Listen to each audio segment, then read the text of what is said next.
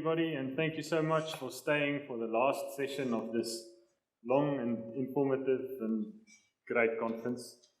My brother, Ebbie Swart, User Experience and Design Lead at DVT, myself, Head of Engineering at Magna Business Consulting. Together we are here to do one thing. But before I tell you what that one thing is, some practical notes, we're going to give away some prizes. The first prize will go to a person that's able to identify a bird that I might be talking about somewhere in the talk. And that will be a year subscription to our app. The first person to ask a question from the audience, you're just not allowed to do that right now. Give us some time. You can also win a 1 year subscription to the app. And the second person to ask a question will win this nice hat.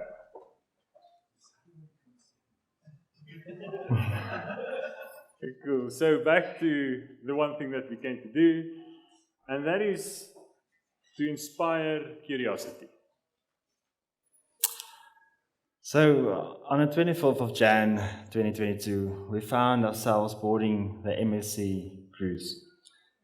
It's quite a magnificent cruise liner, but you see, this was a different kind of cruise. See, usually these type of cruises, they go to places like the Greek islands, Lisbon, Portugal, Venice, and this is where we went. Somewhere there between South Africa and the South Pole. The island called Mayo Island. Usually on these cruises, they dress like this. This is how we dressed. This is what they usually do on a cruise ship. And this is what we did. All 2,000 passengers of the ship. The crew said it was one of the weirdest experiences they had. The clubs were empty, the bars were empty, casinos were empty. People woke up before sunrise to go stand on the deck. And just went back after sunset. And the biggest irony was that the only land we saw was about 32 knots away, and it disappeared as quickly as we saw it. Some people didn't even see it. But it was one of the best experiences of both our lives. It was truly a life-changing experience. So the glaring question is, why would someone do something like that? And to be honest, it's a question that I asked myself. Who are these idiots that would spend so much time and so much money to go to the middle of nowhere and look at birds? Well, I ended up being one of those idiots, and I'm grateful for it. As Evie said, it was truly life-changing and really inspiring for me. Now, of all the inspiring things out there, allow me to tell you about a bird. So this is not your average bird. You see, the average bird has a wingspan of about 20 to 40 centimeters. This bird has a wingspan of up to 3.5 meters.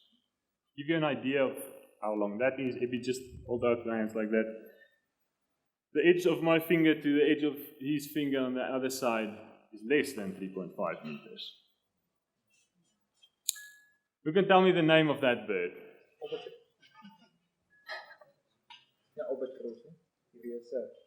Reese albatross, also known as the wandering albatross. Wandering albatross. According to the explorer and biologist Peter Harrison, the wandering albatross, they are the monarchs of the sea. Instead of having castles made of stone, their castles are made of the vastness of the ocean. Instead of having thrones made of gold and silver, their thrones are made out of the wind. Wandering albatross lives on the coldest, windiest, stormiest ocean in the world called the Southern Ocean. Now I want you for a moment to imagine that you are a baby albatross. You're hidden in there. You've been hacking away at the edge of the egg for the last 7 days, after an incubation period of 70 days, which is the longest incubation period of any bird on Earth. After breaking free, you then start your sitting career. Because you'll be sitting on this island, waiting for your parents to take turns to bring you food every 9 to 14 days. That means sometimes you only get food once every 2 weeks. You sit and you wait for them, and you do this if you survive for 270 days. Give you an idea of how long that is. Lockdown was something like 60 or 90 days, locked in a small place. These poor birds are locked down properly for 270 days. Then one day, your parents just don't show up anymore. You become hungry, you lose weight, and you realize it's either fly or die. So you gather up all your courage, wait for a particularly windy day, close your eyes, and run towards the closest cliff and jump. When you open your eyes, you are flying. You very quickly master aerodynamics. You learn what we call dynamic flight. So you almost never flap your wings because you're so sensitive to the smallest air currents coming off the board. You fly and you fly and you fly. You fly 500 kilometers a day, which equates to 180,000 kilometers a year. During your lifespan of 60 to 70 years, you will fly up to 10 million kilometers. That is more than 14 times to the moon and back. So you fly without setting a foot on land for the first 8 to 12 years of your life. And you fly in search of food, mostly squid.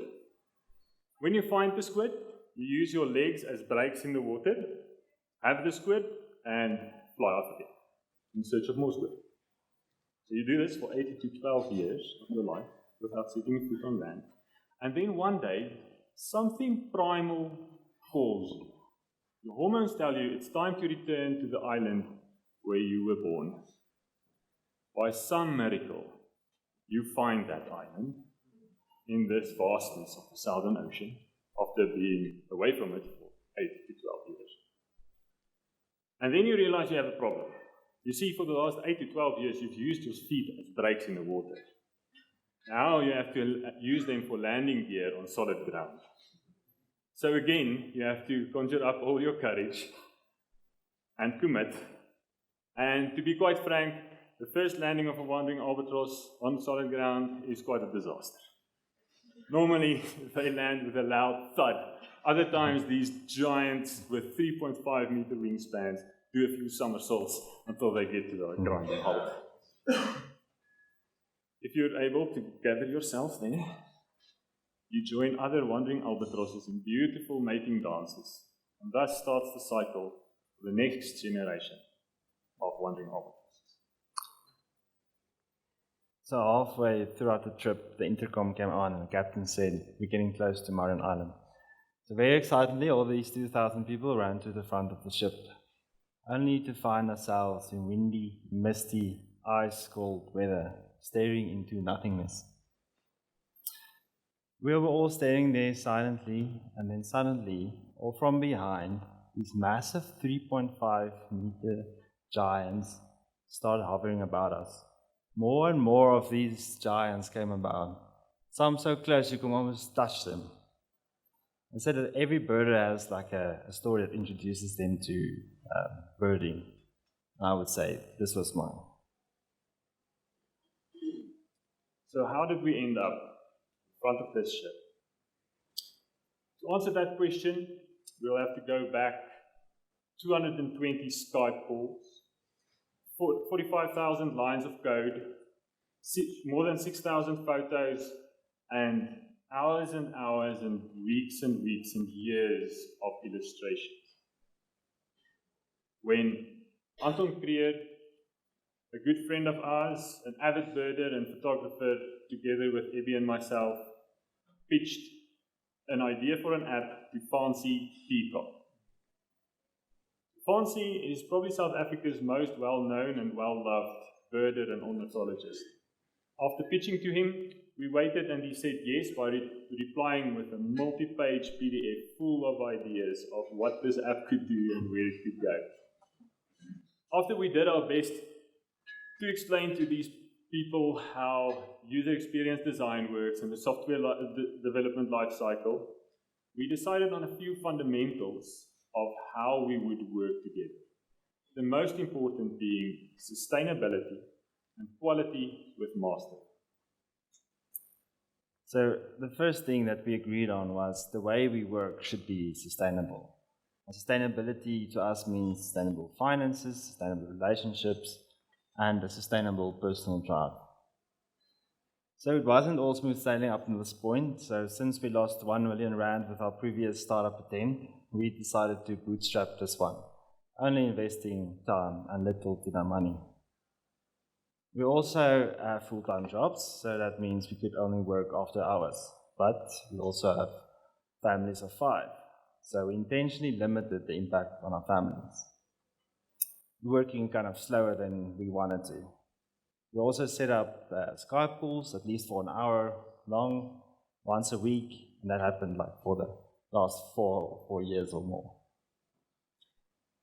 Working with these highly skilled people in a team, each an expert in their field, is also very sustainable and inspirational for me and motivational, and makes that I want to bring my best to the table as well.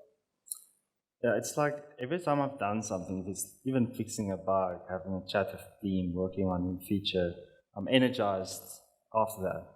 And that positive energy was kind of a good sign for us to go on a good sustainable path. But it was also interesting how it positively impacted my day job. Like I was confident in my abilities, I was hopeful in humanity again, and it's kind of bringing back the fun back into product development. I learned that when you build a product, you can optimize it for one of 3 markets. You have to choose.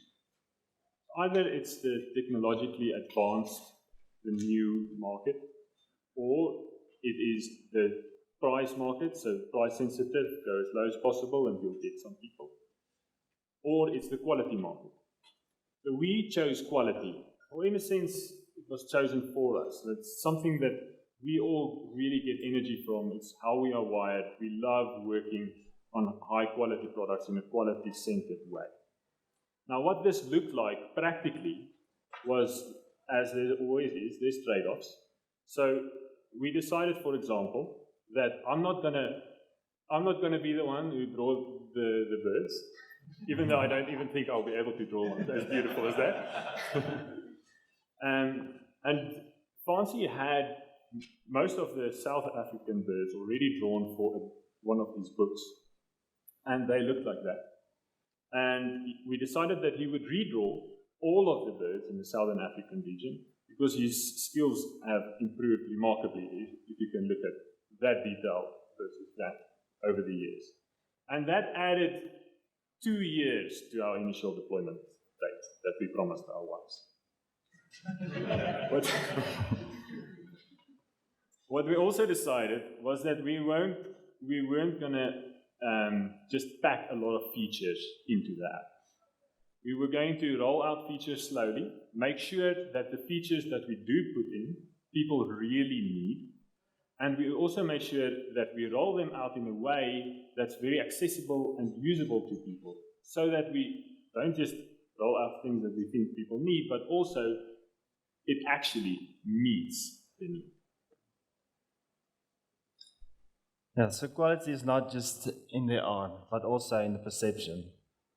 So when we created the logo and the name, it meant hundreds of iterations and options, a lot of user feedback, and eventually a list of pros and cons, and we decided on one eventually after 2 months. But working with this team is like walking on a tightrope. Everybody acts as a limb necessary to balance the body. In one sense, that trust is terrifying. In another sense, it's liberating, enabling you to practice your craft wholeheartedly, bringing out the best from you in a confident way. So one area where we knew we have to prioritize quality was in the content. What that meant was, as I explained, all the illustrations were redone.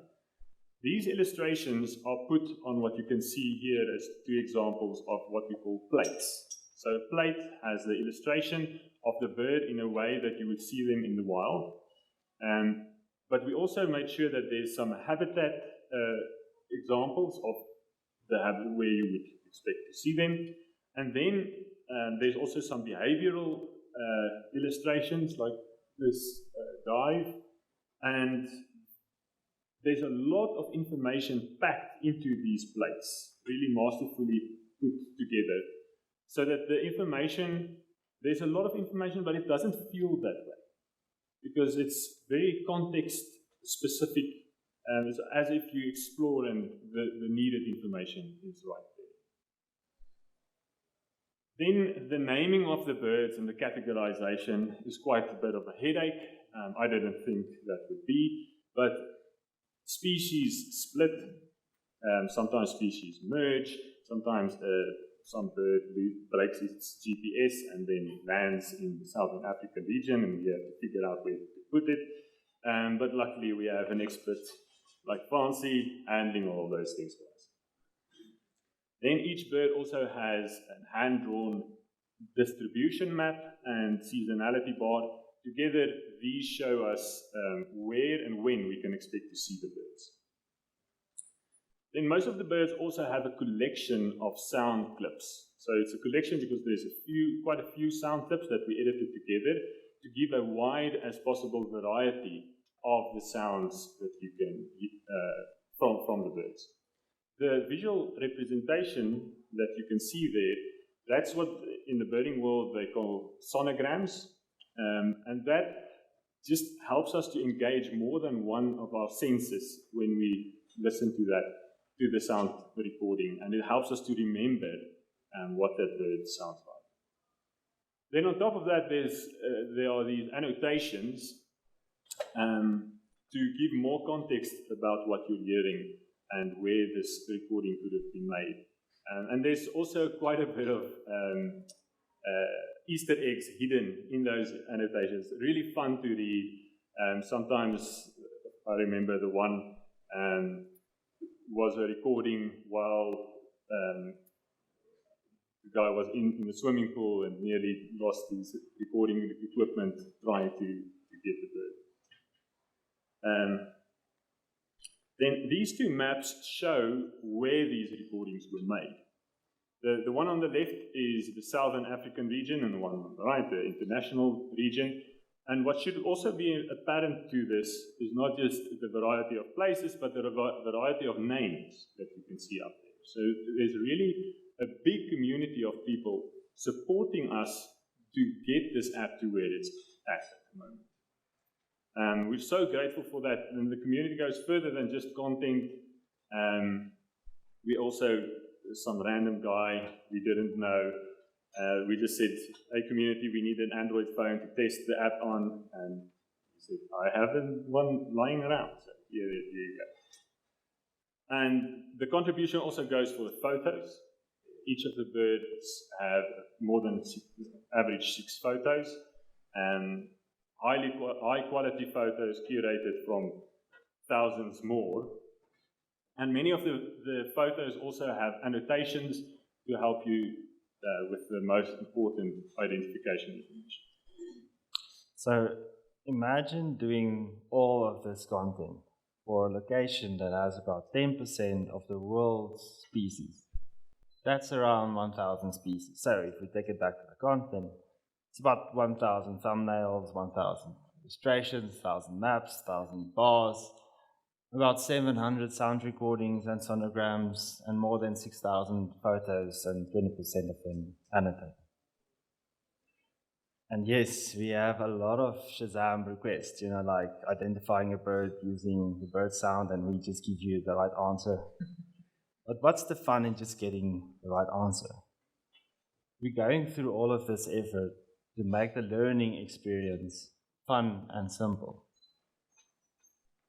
But at any given moment in time, you need accessible but super accurate information. Like when I make a design decision like a layout or dimensions, it makes me super nervous. So making a mistake here could cost us like weeks of rework. And talking about rework, we did have a few problems. And one of the most notable is we started off with square photos, so that it doesn't matter what the rotation of your phone is, you can see the photo. But we quickly realized, like, quality first approach is just not going to cut it. And so it meant that we had to resize all of our photos manually. And another problem that we ran into that I think is quite unique in this scenario, which I haven't found in any other app that I've ever worked on, was one of storage space. So being an app that has to be available offline when you're in the middle of the Southern Ocean, or in a forest somewhere, or in a desert somewhere, and we have to have the content readily available. So at first, our concern was for you as the users, the space on your phones, but we quickly realized that we don't have to worry about that. The App Store and the Play Store already worry about that. So what we have to worry is how do we fit the things into the correct bundles and in the correct way that the stores require all these like, big files to go with the apps. Yeah, so that was quite a learning curve. The other problem, we had to learn more about Git, because if you have all these files and you resize all of them, then your storage just bloats. And we had Git repos at one time with 8 gigs size, which is quite a bit of a pain when you try to clone them. And so we had to learn how to do open heart surgery on our Git repos, get rid of all of the large files, and I learned about technology called Git large file storage, which is much better at handling these kind of problems. So we have to admit, the ideas that Anton and Fancy brought to the table, kind of the stuff that we end up launching. But it took a few events for all of us to be on the same page and same understanding about what the problem is we're trying to solve and how we're trying to solve it. But to meet everyone where they are as new product development, I took like a reverse engineered hypothesis-driven design approach, also trademarked. But ultimately meaning we start here with the features. It's just easier to think in terms of features, then driving them back to what type of needs these features would solve, and then who are these kind of people that have these needs. And then tracing them back on saying, how would solving this need through this feature drive outcomes, business outcomes forward? But eventually we had a few hypotheses that we could test, so next we just needed to find a few people to test. So we found ourselves here at the Bird Fair. It's like this conference, but for birders. We had a few chats there with the team. Exactly. But eventually, all of this data put us on the same page regarding needs and personas and priorities. But most importantly, we understood and validated a market fit for us. But this was still not enough for us to truly understand how features should be built and what type of problems we're trying to solve. We had a saying that if this app won't turn us into birders, we didn't do a good job. So we had to become birders. We had to become the end user of our product. And that is why ultimately we ended up here on our cruise on the way to Mile Island. We wanted to really understand what is it about birding that makes it so enjoyable. But we formed part of the community. We shared the same experience. We used our own app. We saw other people use our app. And the best part is, like, we were stuck with users for a whole week. It was like user research heaven. And the best part is we came out as birders. But it wasn't just this learning experience that was so valuable, but the humbling experience of seeing people interact joyfully with your product is priceless. at some point during the cruise, we found ourselves observing the people much more than we were observing the birds. Yeah, so the app did make a few facelifts and transitions. I used the design library, a very lightweight design library from the start. You can see there from the beginning, this is our dashboard. It was very fugly, and then eventually got some structure. Anton set some baby poo around my colors, but eventually it transitioned into more like a simple view of just putting out the content. And eventually at the end, that's kind of where we put in our branding, colors, and like that.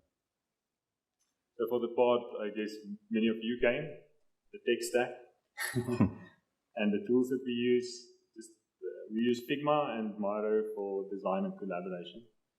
Then for our data architecture, it's quite simple, but we have this massive Google sheet where Anton and Fancy put in all the scientifically accurate data for the birds. This we export into SQL-like databases, which we deploy with the apps.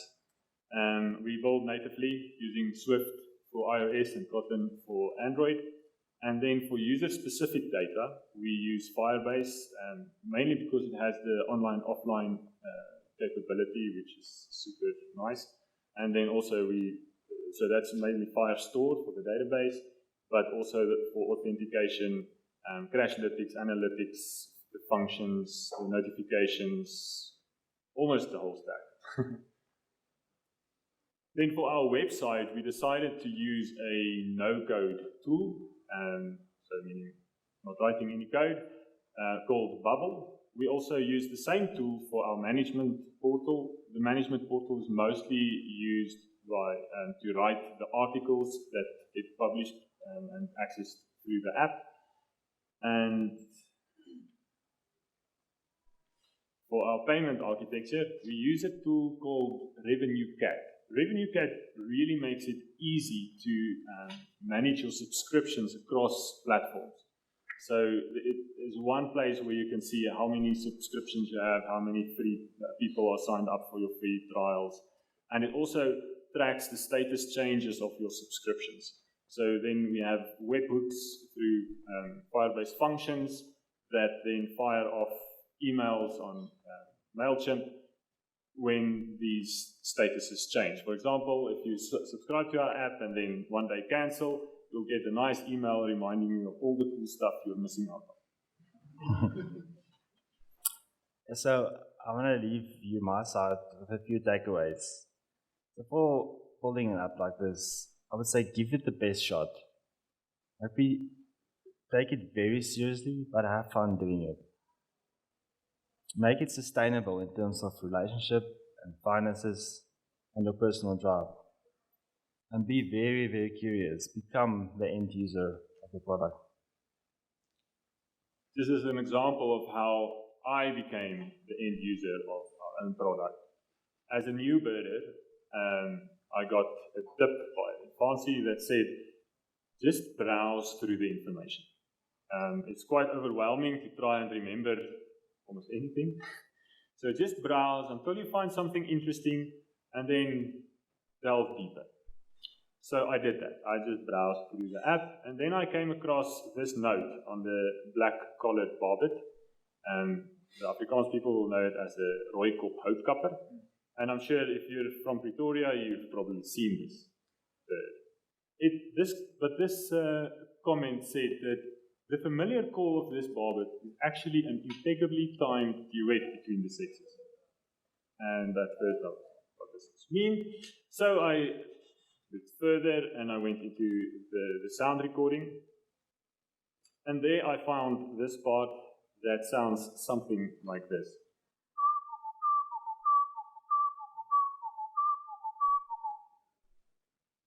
So, in other words, two puddle, two puddle, two puddle, two puddle.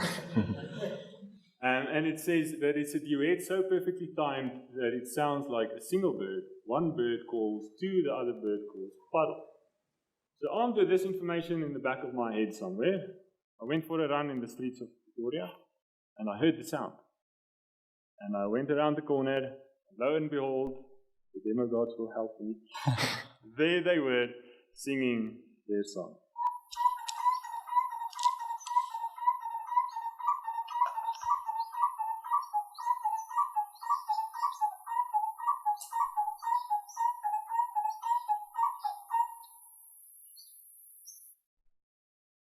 Isn't that amazing? Very cool. So, developing the Firefinch app didn't just make us developers of a birding app. It taught us that there's a treasure to be found around every corner in the form of some bird. It really inspired our curiosity. And we hope that this talk has done the same for you. Bonus points, you're willing to download the app. There's a QR code. And let us know if the app lives up to the promise of inspiring curiosity. Please rate the talk, and I still have 2 prizes to give away. So if someone has a question in the audience, the first person will do a subscription, the second person has. So multi-language support, multi-languages. So multi-language support is a bit of an issue.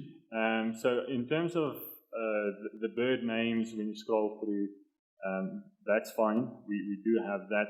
However, the plates have all been laid out like very specifically. So Ebbie has some great ideas on how to layer, just create a layer with the text, but we haven't really got it. A mistake here could cost us. Yeah. So, but what we could do is instead of having maybe you should explain. I was about to say, the mistake here could cost us weeks of free work. But yeah, ultimately just cleaning up the plate and putting in the copy itself as plain text and then swapping. But I'll speak to some of my developer friends and see how we can figure this one out. But the plates are a big issue, and obviously the annotated photos as well, because there's a lot. But very good question. I'm curious how you solve this issue, because it's something I've grappled with and I've never really found an elegant way to deal with it. Your base list of bird species is in constant flux. Like there's constantly species are split or species are lumped. So recently, for instance, the African reed warbler and the Eurasian reed warbler were lumped. And so how do you deal with that? Because now your users some will have ticked the African reed warbler on the phone, some will have ticked the Eurasian reed warbler, or both. And so when you update your base list, what does that mean for the users who tick these birds on their phone? And conversely, if species are split, how do you know now which of the 2 species the user have actually ticked? Yeah, the split is a bigger problem. Like, I don't know. You'll have to go through your list and figure that out. But the merger, we have quite a bit of like Python scripts that go into Firebase backend, and ChatGPT also helps quite a bit to transform the data and then we put them together. So you update my life list on my phone when you update your base list? If there's a merger, for example. But it's very per case by case, we will make a decision on how we will do that. Split, I can't. But we recently did a massive change in our database when we started building the listing feature. It meant we moved from one type of architecture to another. And the guys that doesn't have the feature yet, sorry for the Android guys, but you're already ticking like lists or sightings, but you just don't know it at the saving allocation. So once we have the feature, but that was quite a stressful. We pressed the button, we saw all the data, so it probably will happen like that as well. Any plans to import from something like BirdLasser to your app for sighting? Yes, we definitely have plans. We have a priority list as well. And this talk was first. And then There at the back. I have 2 questions. The first one is like, well, at this point now that you guys have become birders, like, what are your life numbers? Like, where are you guys at? And then the second question is, are you planning? I guess it's probably like a future thing. like, are you guys going to do birds outside of South Africa? Because like I'm a birder and I don't only bird in SA, so I only use Merlin eBirds because of birding outside of South Africa. So in terms of ticking off birds, like, are you guys planning on actually? Because that's the only reason I probably won't use the app, because I can't go to Australia and tick off like parrots or whatever over there. Yeah, so the first question, I think I recently got to 200. Yeah. So I'm like, But yeah, that is a difficult question, because you get different types of users. You get birders that count their list and people just going with the flow and enjoying the ride. I'll still see where I am. I'm testing features, so my list is like. yeah, and on the second question, yes, we definitely have plans. There's priority. Yes, we will. But it's definitely something that we really want to do. No, just can't make promises. Yeah. Yes. You said you were not birders when you started developing this app. So what made you choose birding as your business, your thing? It was Anton's pitch to us first. Yeah. So he convinced us that this is something feasible. There's a big enough market, and it sounded exciting. So it's something that can get you out there in nature and also help people engage more with nature. So it felt like a goal worth pursuing. Yeah, I mean, we did still do that, even though they were right with what they said. I mean, we still had to go through a lot of feasibility testing and try and understand, is there a market and how does it look like? So, yes, it's a problem solving, but it's worth. But now, it's making people more aware of the environment. Like, that's a really cool problem space to be in and solving. And also, South Africa doesn't have a lot of consumer-facing apps. So being able to work on a consumer-facing app in the South African market is really something unique opportunity.